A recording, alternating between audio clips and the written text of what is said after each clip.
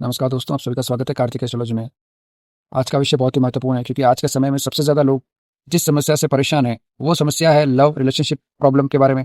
बार-बार ब्रेकअप हो जाना, शादी से पहले या शादी के बाद मनमुटाव होना या आपके रिलेशनशिप में बहुत ज़्यादा अप डाउन आ रहे हैं, उतार-चढ़ाव आ रहे हैं। तो इसमें सबसे बड़ा सवाल यही आता है कि क्या इसमें कोई कुंडली इम्पोर्टेंस करती है, कोई ग्रह महत्वपूर्ण होते हैं इस विषय पर? तो आज हम जानेंगे कुंडली में कौन से ग्रह लव रिलेशनशिप को प्रभावित करते हैं, ब्रेकअप क्यों होता है, पार्टनर के साथ झगड़े क्यों होते हैं, कौन से ज्योतिषी उपाय करने से आपको आपकी प्रॉब्लम्स से छुटकारा मिलेगा और आपका रिलेशनशिप और आगे बढ़ेगा, या कौन सा आप रत्न धारण कर सकते हैं जिससे आपको कहीं ना कहीं आपके पार्टनर के साथ रिलेशनशिप आपका अच्छा बना रहे, और कौन सी गलतियों के कारण रिलेशनशिप में दरार आती है, प्रॉब्लम्स आती है। चलिए, वीडियो आगे बढ़ाने से पहले आप सभी से निवेदन है कि जिन्होंने हमारे चैनल को सब्सक्राइब नहीं किया वो सब्सक्राइब जरूर करें, वीडियो को लाइक जरूर करें और वीडियो को जितना हो सके उतना शेयर करें। कुंडली एनालिसिस के लिए आप अपनी डिटेल हमें व्हाट्सएप नंबर पर भेज सकते हैं।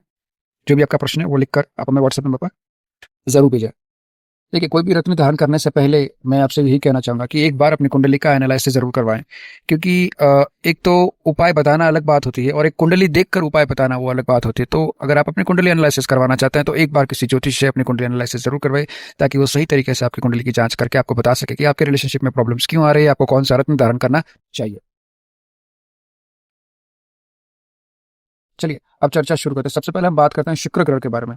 शुक्र ग्रह प्रेम का सबसे बड़ा ग्रह माना जाता है। अगर शुक्र अच्छा है तो आपको रिलेशनशिप आपका मजबूत होता है, पार्टनर आपका बहुत सपोर्ट करता है, हमेशा आपके साथ खड़ा रहता है, आपसे हमेशा बातें करता रहता है। कभी भी अगर मनमुटाव रिलेशनशिप में आ जाए, छोटी-मोटी प्रॉब्लम्स आ जाए, तो आपका पार्टनर जो है वो आपको सॉरी बोलकर वापस रिलेशनशिप को कंटिन्यू रखता है, आपको छोड़ता कभी नहीं है।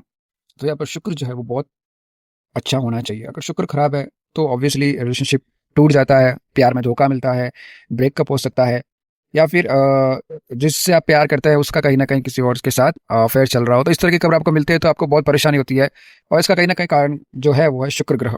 शुक्र अगर अच्छा है तो सब कुछ अच्छा है। दूसरा जो ग्रह है वो है चंद्र। चंद्र जो है वो इमोशंस के कारक माने जाते हैं।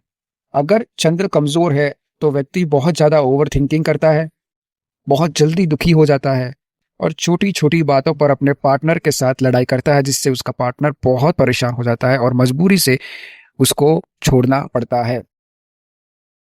तीसरा जो ग्रह है वो है मंगल। मंगल गुस्से का कारक माना जाता है।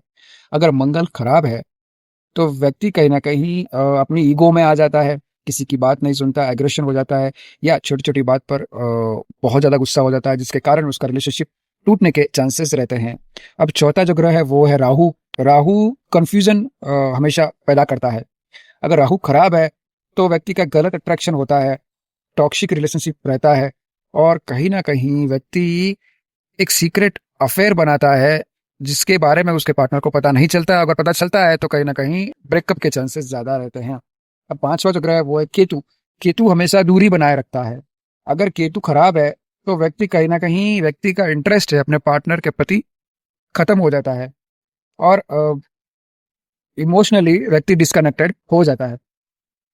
अब हम बात करते हैं कि अक्सर आपके पार्टनर के साथ आपका ब्रेकअप क्यों होता है। तो इसमें 2 ग्रहों की युक्ति के कारण होता है। सबसे पहले वीनस और फिर दूसरा राहु। अगर वीनस और राहु साथ में हैं तो लव रिलेशनशिप में इल्यूजन होता है। पहले अट्रैक्शन फिर बाद में डिसअपॉइंटमेंट होता है। अगर मून कमज़ोर है, चंद्र कमज़ोर है, तो बहुत ज़्यादा ओवरथिंकिंग करता है व्यक्ति, बहुत ज़्यादा ओवर सोचने लगता है। कई बार ऐसा होता है ना कि अगर 1 बार या 2 बार आपको आपने फ़ोन किया और उसने फ़ोन अटेंड नहीं किया, किसी कारणवश बिज़ी है, तो आपके माइंड में ओवरथिंकिंग आने लग जाती है कि किसी और से बात कर रही है, या किसी और से बात कर रहा है, या किसी और के साथ उसका अफेयर चल रहा है। तो इस तरह की ओवरथिंकिंग माइंड में हमेशा आती रहती है।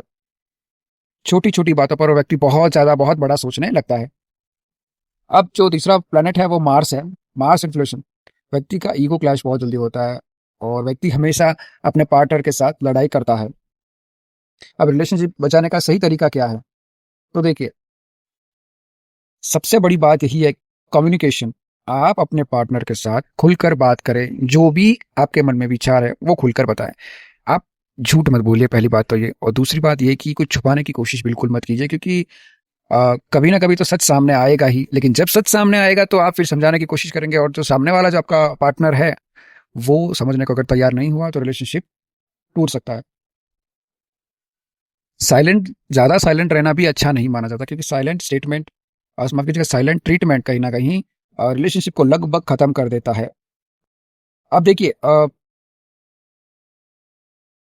आप अपने पार्टनर के साथ हमेशा बात करते रहिए, ठीक है? उनकी रिस्पेक्ट करते रहिए, उनका आदर कीजिए। ऐसा नहीं कि ठीक है, आप लव रिलेशनशिप में आ गए और अपने पार्टनर के साथ कुछ भी अनाप-शनाप बोल रहे हैं, कुछ भी अनाप-शनाप आप बातें कर रहे हैं। तो इस तरीके से कहीं न कहीं जो माइंड में जो थिंकिंग आती है ना पार्टनर के, वो फिर गलत थिंकिंग आना शुरू हो जाती है और आप जब गलत बात करते हैं, तो उससे रिलेशनशिप टूटने के चांसेस बहुत ज़्यादा रहते हैं।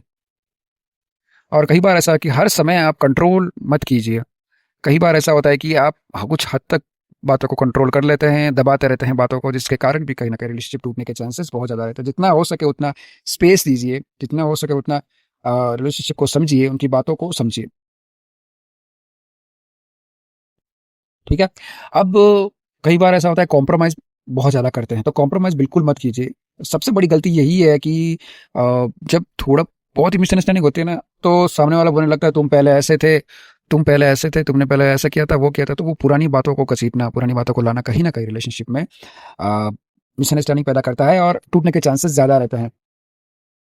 और दूसरी बड़ी बात यही है कि जितना हो सके उतना आप अ, ट्रस्ट कीजिए, विश्वास कीजिए और डाउट मत कीजिए। अगर आप जितना ट्रस्ट करेंगे ना, उतना कहीं न कहीं रिलेशनशिप आपका बहुत स्ट्रॉन्ग होगा और सामने वाले को भी आप पर विश्वास आएगा कि हाँ, मेरी हर बातों को कहीं न कहीं वो यकीन करता है और मेरी हर बातों को सुनता है। तो इस बात का ज़रूर ध्यान रखिए।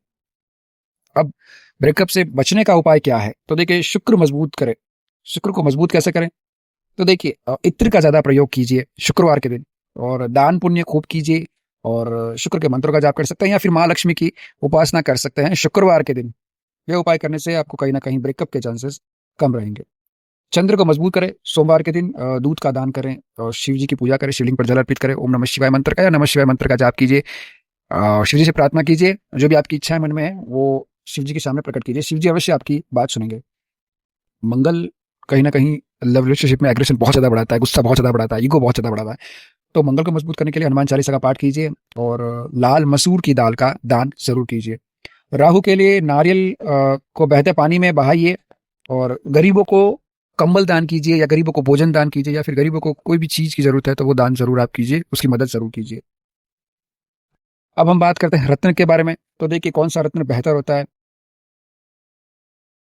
तो रत्न की बात करने से पहले मैं आप सभी से एक बात और करना चाहूँगा कि यहाँ पर जो मैं जो रत्न के बारे में बता रहा हूँ, वो ज्योतिष के हिसाब से बता रहा हूँ, कुंडली के हिसाब से नहीं बता रहा हूँ। क्योंकि हर एक व्यक्ति की कुंडली में अलग-अलग एक तरीके के अलग डिग्री के ग्रह होते हैं, अलग तरीके से ग्रह होते हैं, जिसके कारण कहीं न कहीं अगर मैं आपको बता दूँ कि आप ये रत्न दान कर लें और आप बिना अपनी कुंडली चेक करे रत्न दान कर देते हैं, तो आपको नुकसान हो सकता है। क्योंकि शुक्र आपका मजबूत है या नहीं, ये भी देखना पड़ता है, मंगल आपका कैसा है, राहु, केतु आपके कैसे हैं, तो ये सब कुंडली के माध्यम से देखा जाता है।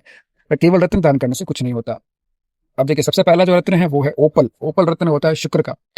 तो शुक्र यहाँ पर अट्रैक्शन बढ़ाते हैं और बॉन्डिंग को मजबूत करते हैं, बॉन्डिंग को स्ट्रॉन्ग करते हैं।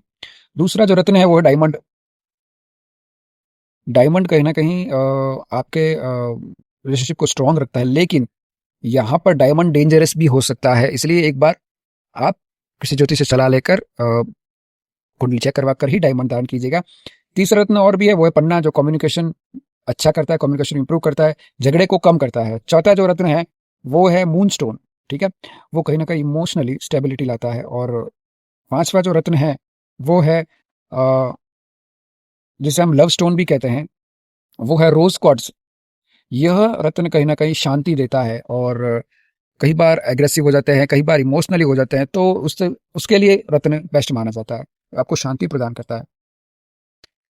कुछ बातें मैं आपको बताता हूँ अभी, जिसके कारण अक्सर रिलेशनशिप खत्म हो जाता है या रिलेशनशिप में प्रॉब्लम्स आती है। सबसे पहले ईगो, दूसरा है ओवरथिंकिंग, तीसरा है बार-बार फ़ोन चेकिंग और जो चौथा है वो है थर्ड पर्सन। इन सभी के कारण रिलेशनशिप खत्म हो जाते हैं। थर्ड पर्सन अगर लाइफ में आता है तो फिर रिलेशनशिप का एंड यही हो जाता है। ईगो मत रखिए, जितना हो सके उतना सिंपल रहिए, सामान्य रहिए, आराम से बात कीजिए। जैसे आप अपने फ्रेंड से बात करते हैं, आप अपने घर पे कैसे बात करते हैं, उसी तरह से पार्टनर से बात कीजिए, बिल्कुल सामान्य रूप से। कुछ ज़्यादा दिखावा करने की कोशिश मत कीजिए, कुछ ज़्यादा उसको बताने की कोशिश मत कीजिए कि आप उससे प्यार करते हैं या ऐसा कुछ। आप नॉर्मली उससे बात कर सकते हैं।